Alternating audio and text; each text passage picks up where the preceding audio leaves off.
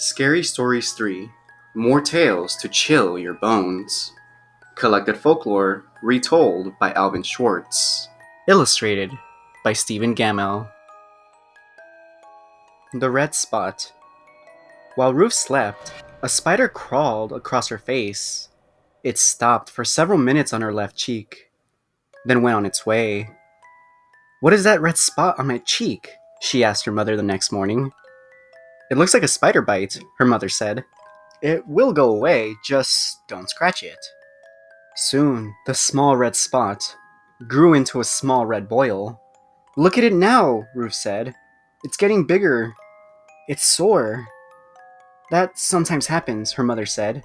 "It's coming to a head." In a few days, the boil was even larger. "Look at it now," Ruth said. "It hurts, and it's ugly." "We'll have the doctor look at it," her mother said. "Maybe it's infected." But the doctor could not see Ruth until the next day.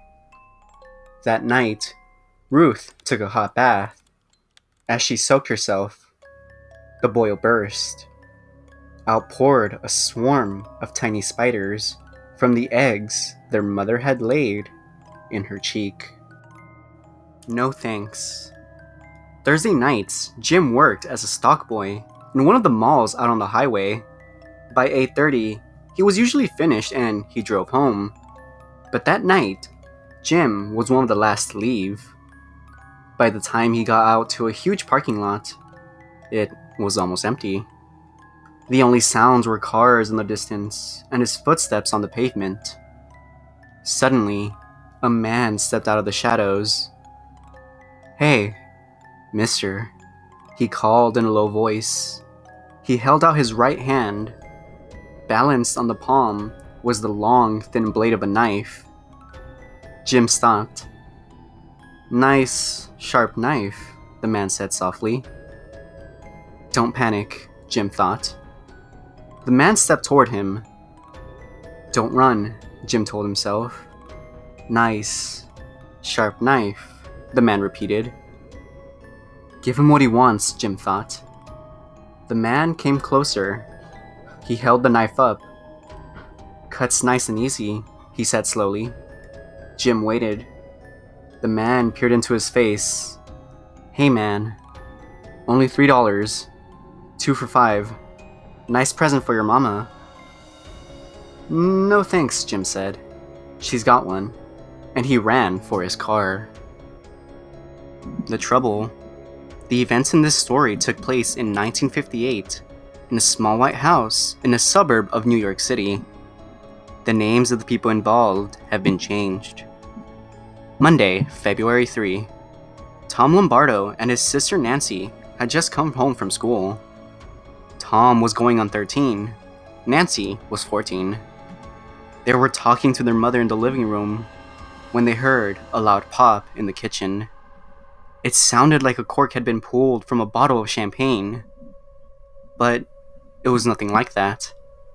The cap on the bottle of starch had somehow come unscrewed, and the bottle had tipped over and spilled. Then bottles all over the house began popping. Bottles of nail polish remover, shampoo, bleach, rubbing alcohol, even a bottle of holy water. Each had a screw cap that took 2 or 3 full turns to open. But each had opened by itself, without any human help, then had fallen over and spilled. "What is going on here?" Mrs. Lombardo asked. No one knew, but the popping soon stopped, and everything went back to normal. It was just one of those crazy things, they decided, and put it out of their minds. Thursday, February 6. Just after Tom and Nancy got home from school, 6 more bottles popped their caps. The next day, at about the same time, another 6 did. Sunday, February 9th. At 11 o'clock that morning, Tom was in the bathroom brushing his teeth. His father was standing in the doorway talking to him. All of a sudden, a bottle of medicine began moving across the vanity by itself and fell into the sink. At the same time, a bottle of shampoo moved to the edge of the vanity and crashed to the floor. They watched, spellbound. "I better call the police," Mr. Lombardo said. That afternoon, a patrolman interviewed the family as bottles popped in the bathroom. The police assigned a detective named Joseph Briggs to the case. Detective Briggs was a practical man. When something moved, he believed that a human or an animal had moved it, or that it moved because of a vibration, or the wind, or some other natural cause. He simply did not believe in ghosts. When the Lombardos said they had nothing to do with it, he thought that at least one of them was lying. He wanted to examine the house. Then he wanted to talk to some experts and find out what they thought. Tuesday, February 11th.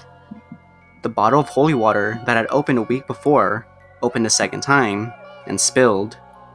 2 days later, it spilled again. Saturday, February 15th. Tom, Nancy, and a relative were watching TV in the living room when a small porcelain statue rose up from the table. It flew 3 feet through the air, then fell to the rug. Monday, February 17th. A priest blessed the Lombardos' house to protect it against whatever was causing the trouble. Thursday, February 20th. While Tom was doing his homework at one end of the dining room table, a sugar bowl at the other end flew into the hall and crashed. Detective Briggs saw it happen. Later, a bottle of ink on the table flew into a wall and broke, spattering in all directions. Then another porcelain statue took off. It traveled 12 feet and smashed into a desk. Friday, February 21. To get some peace, the Lombardos went to a relative's house for the weekend. While they were gone, everything at home was normal. Sunday, February 23rd. When the Lombardos returned, another sugar bowl took off. It flew into a wall and smashed to smithereens. Later, a heavy bureau in Tom's room toppled over. But no one was in the room when it happened. Monday, February 24. By now, Detective Briggs had talked to an engineer, a chemist, a physicist, and others. Some thought that vibrations in the house were causing the trouble. These could come from underground water, they said, or from high-frequency radio waves, or from sonic booms caused by airplanes. Others said that the electrical system was the cause, or downdrafts coming through the chimney. The popping of bottles was blamed on chemicals the bottles contained. Tests showed that there were no vibrations in the house. There was nothing wrong with the electrical system, and there were no chemicals in the bottles that would make them pop. Then, what was causing the trouble? None of the experts knew. But every day, the Lombardos received dozens of letters and telephone calls from people who thought they did know. Many believed that the house was haunted. They thought that a poltergeist was on the loose. No one has proved that poltergeists exist, but people everywhere have told stories about them for hundreds of years. And what they have told was not too different from what was happening to the Lombardos. Detective Briggs did not, of course, believe in poltergeist. He had begun to believe that Tom Lombardo might be to blame. Whenever something happened, Tom was usually in the room, or nearby. When he accused Tom of causing the trouble, the boy denied it. "I don't know what's going on," he said. "All I know is that it scares me." People said that Detective Briggs was a tough cop who would turn in his mother if she did something wrong. But he believed Tom. Only now, he didn't know what to think. Tuesday, February 25th. A newspaper reporter came to the house to interview the family. Afterward, he sat in the living room by himself, hoping that something would happen that he could use to describe in his story. Tom's room was just across the hall from where the reporter sat. The boy had gone to bed, but he had left his door open. Suddenly, a globe of the world flew out of the darkened room and smashed into a wall. The reporter dashed into the bedroom and turned on the light. Tom was sitting in a bed blinking, as if he had just been awakened from a sound sleep. "What was that?" he asked. Wednesday, February 26. In the morning, a small plastic statue of the Virgin Mary rose up from a dresser in Mr. and Mrs. Lombardo's bedroom and flew into a mirror. That night, while Tom was doing his homework, a 10-pound record player took off from the table, flew 15 feet, then crashed to the floor. Friday, February 28th, two scientists arrived from Duke University in North Carolina. They were parapsychologists who studied experiences like those the Lombardos were having.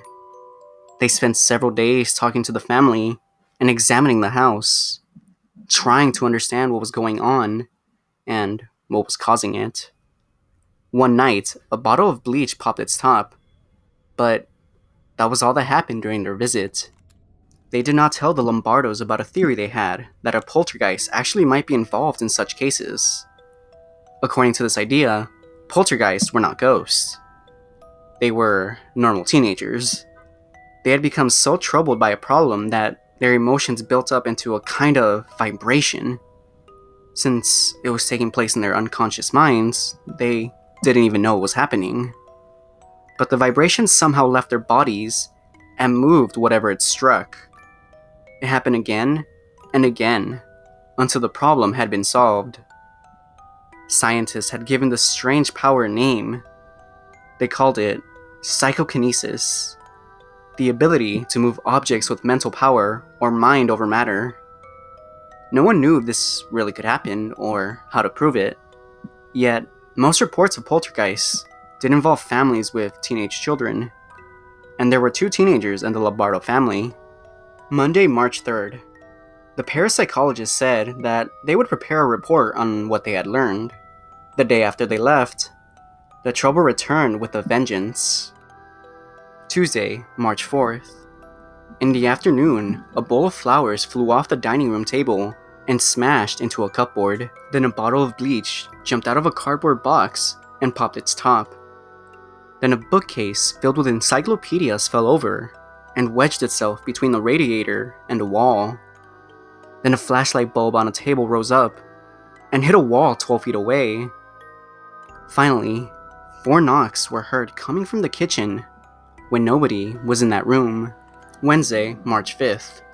While Mrs. Lombardo was making breakfast, she heard a loud crash in the living room. The coffee table had turned over by itself. But that was the end of it. After a month of chaos, everything returned to normal. In August, the two parapsychologists gave their report.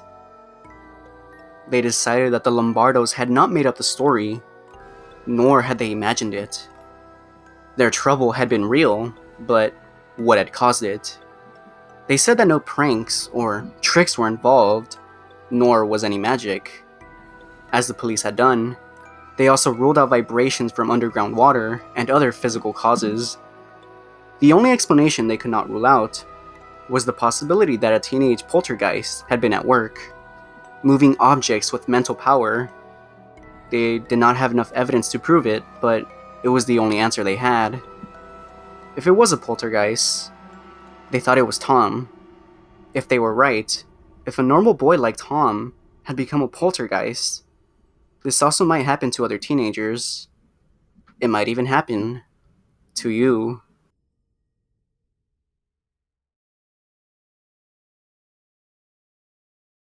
Strangers. A man and a woman happened to sit next to another on a train. The woman took out a book and began reading. The train stopped at a half dozen stations, but she never looked up once. The man watched her for a while, then asked, "What are you reading?" "It's a ghost story," she said. "It's very good, very spooky." "Do you believe in ghosts?" he asked. "Yes, I do," she replied. "There are ghosts everywhere." "I don't believe in such things," he said. "It's just a lot of superstition. In all my years, I've never seen a ghost. Not one." "Haven't you?" the woman said, and she vanished.